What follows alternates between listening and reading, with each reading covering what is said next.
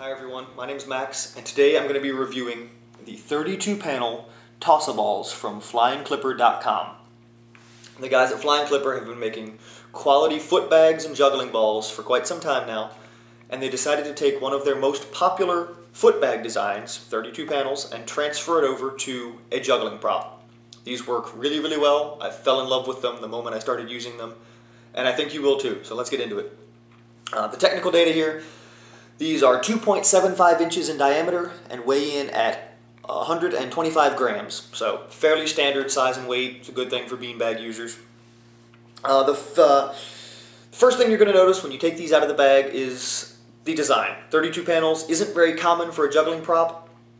The ones I have seen are much smaller than this, which isn't good for just playing around with.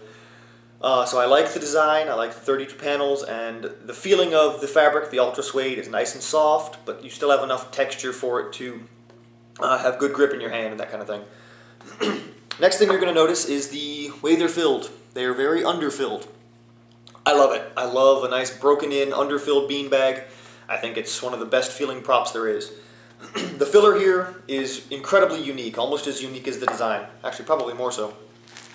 The guys at FlyingClipper have taken vulcanized rubber, ground up, and used it as a filler for their beanbag. Those little white dots that you're seeing there, those are stainless steel pellets. So the ground up vulcanized rubber gets the balls to the mass that they want, and then they use the stainless pellets to add the necessary weight just to make them all uniform weight. I didn't even know there were stainless pellets in there until I slit one of these open, dumped all the filler out just to see what was in there. Now, I can hear you scratching your head and going, huh, what is vulcanized rubber? This is what makes this so amazing. Vulcanized rubber is the same type of, the exact same rubber used in your car tires. The guys at FlyingClipper have taken recycled car tires that have been ground up and used them as a filler for a juggling prop. Thumbs up, A+. Anytime you can take something that's going to be wasted, reuse it for new, amazing things is a fantastic idea. And it works surprisingly well. The rubber compacts on itself well, so they hit the ground with a nice dead drop. They don't roll, they don't bounce. And they also, it spreads out different than millet or any kind of other organic filler or even sand and plastic pellets. It spreads out so that it fills these little panels and compacts to the outside of the ball. So even with spin, they fly nice and true and don't wobble in the air. It's a great thing. Underfilled beanbags have a horrible, horrible reputation for being wobbly and not true. And this is going to sound really odd, but if you've used Russian-style juggling balls, you'll understand what I'm talking about. I use Russians quite regularly, and I know Russians are supposed to feel more like beanbags, but these beanbags feel a lot like Russian-style juggling balls to me. If you've used Russians, you'll understand that, because these juggle a whole lot smaller than they actually are. You can keep a nice, tight, compact, true pattern going with these, much the same as you can after getting used to using Russian-style balls. I like them a lot. I think they're fantastic. They've definitely become my #1 prop for ball and beanbag use. They're going to be in my collection for quite some time. So pros and cons here. The good things, obviously, they're going to be durable. They're going to last a long, long time. The material is very durable, as is the filler, and it's machine washable. After you've been using them for a few months, they get all dirty. Throw them in your washing machine, cold wash, cold rinse. Don't need any soap or anything like that, just water.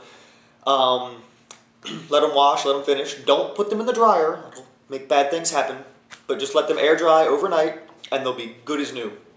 I've already washed these once, just say I had, and it was fine.